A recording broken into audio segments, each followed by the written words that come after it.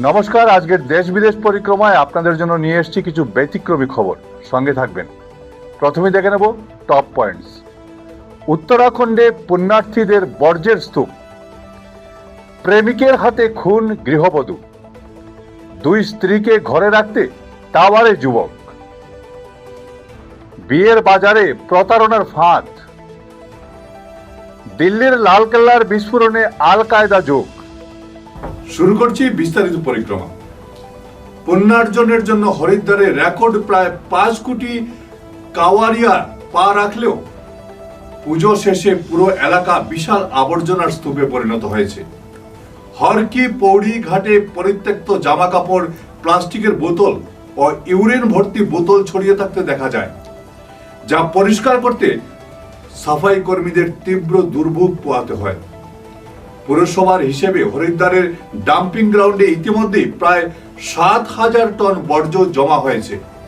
শুধু সমতলই নয়, স্পর্শকাতর হিমালয় বাস্তুতন্ত্রের অন্তর্গত এবং সরকারিভাবে প্লাস্টিক মুক্ত অঞ্চল হিসেবে ঘোষিত গঙ্গোত্রীতেও প্রায় 57,000 ভক্তের আগমনে বিপুল বর্জ্য জমেছে। এর ফলে পরিবেশ ও বন্যপ্রাণ মারাত্মক হুমকির মুখে পড়েছে এবং বন বিভাগের বিশেষ অভিযানে কেবল গঙ্গোত্রী থেকে 57 বস্তা বর্জ্য উদ্ধার করা হয়েছে। প্রেমিক ঋষভের টানে স্বামীর ঘর ছেড়ে বিহারের তরুণী ছোটি উপাধ্যায় দাদরা নগর হাভেলিতে গিয়ে তার সঙ্গে বাস শুরু করেছিলেন। তবে জন্মভূমির টান ও বারবার গ্রামে ফিরে যাওয়ার কথা বলায় যুগলের মধ্যে ঘন ঘন অশান্তি শুরু হয়। প্রাথমিক তদন্ত অনুযায়ী গত 9 জুন ঝামেলার জেরে ছুটিকে গলা টিপে খুন করেন ঋষভ। এরপর তার দেহ একটি সুটকেসে ভরে এবং প্লাস্টিকে মুড়ে বাথরুমে রেখে তিনি বারাণসীতে পালিয়ে যান। ঘটনার 2 মাস পর বাড়ি থেকে পচা গন্ধ বের হলে তালা ভেঙে মালিক দেহ উদ্ধার করেন এবং পরবর্তীতে বিভিন্ন সূত্র ধরে পুলিশ বারাণসী থেকে অভিযুক্তকে গ্রেফতার করে। পশ্চিমবঙ্গের পুরুলিয়া মফস্বল থানার পালঞ্জা গ্রামের বাসিন্দা আজহার উদ্দিন আনসারির আগে থেকেই স্ত্রী ও 2 সন্তান রয়েছেন।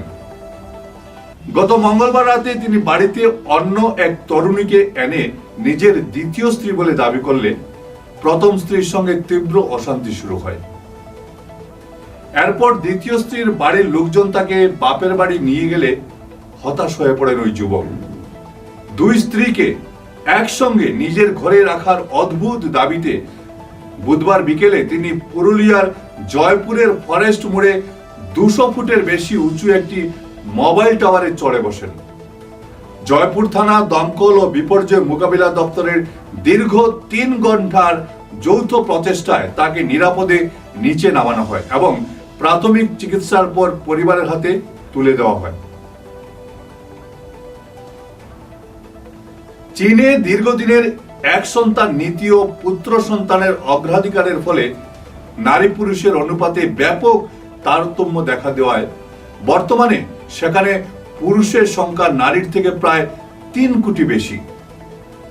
বিয়ের জন্য হন্য হয়ে ঘোরা নিঃসঙ্গ পুরুষদের এই অসহায়তার সুযোগ নিয়ে এক শ্রেণীর অপরাধী চক্র ভুয়ো কনে সাজিয়ে বড় ধরনের প্রতারণার ফাঁদ পেতেছে।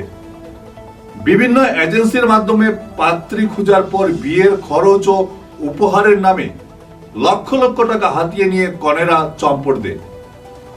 37 বছর বয়সী ওয়াং জুয়াং নামক এক ব্যক্তি এই ফাঁদে পড়ে ভারতীয় মুদ্রায় প্রায় 42 লক্ষ টাকা খুইয়েছিলেন এবং পরবর্তীতে জানতে পারেন তার অভিযুক্ত স্ত্রীর বিরুদ্ধে বহু বিয়ে ও গুরুতর যৌন রোগের ইতিহাস রয়েছে। গত বছর 10 নভেম্বর সন্ধ্যায় দিল্লির লালকেল্লার সামনে পরপর 3টি গাড়িতে হওয়া ভয়াবহ বিস্ফোরণের নেপথ্যে আল কায়দার উপমহাদেশীয় শাখা আল কায়দা ইন দ্য ইন্ডিয়ান সাবকন্টিনেন্ট জড়িত ছিল বলে রাষ্ট্রসংঘের নিরাপত্তা পরিষদের মনিটরিং টিম তাদের রিপোর্টে সিলমোহর দিয়েছে। এই বিস্ফোরণে 13 জনের মৃত্যু এবং বহু মানুষ আহত হন। রিপোর্টে জানানো হয়েছে জঙ্গি সংগঠনটি বড় ইউনিটের পরিবর্তে ছোট ছোট সেল গড়ে ভারত, বাংলাদেশ ও আফগানিস্তানে তাদের জাল বিস্তার করে। তদন্তে ফরিদাবাদের আল ফালা বিশ্ববিদ্যালয়ের বেশ কয়েকজন জিহাদি চিকিৎসকের জড়িত তথ্য আসে এবং হামলার মূল পরিকল্পনাকারী উমর উন নবী ওই বিস্ফোরণেই নিহত হন। কলম্বিয়ার আর্মেনিয়া শহরের ৬৭ বছর বয়সী অবসরপ্রাপ্ত বৃদ্ধা মরিয়ম পাড়ার মানুষের পরনিন্দা ও গোপন খবর সংগ্রহের শখকে ব্যবসায় রূপ দিয়ে দারুণ সাফল্য পেয়েছেন। এলাকার মানুষ নিজেদের প্রয়োজনে তার কাছে হাড়ির খবর নিতে আসেন, আর এই সুযোগকে কাজে লাগিয়ে তিনি গসিপ বিক্রির অভিনব ব্যবসা শুরু করেন। তিনি যেখানে যান নোটবুক সঙ্গে রাখেন এবং আড়ি পেতে শোনা বা সংগ্রহ করা গোপন খবর বা পরকীয়ার গল্প গুরুত্ব অনুযায়ী ৫,০০০ থেকে ১০,০০০ কলম্বিয়ান পেসো অর্থাৎ ভারতীয় টাকায় প্রায় ১৫০ থেকে ৩০০ টাকায় বিক্রি করেন।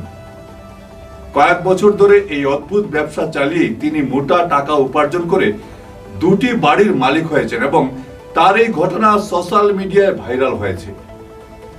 আজ ছিল এ পর্যন্তই। প্রতিদিন বেলা ২টোয় দেখতে ভুলবেন না দেশ বিদেশ পরিক্রমা। ভিডিও সম্পাদনায় আমার সঙ্গে ছিলেন বঙ্কিম সোনা। নমস্কার।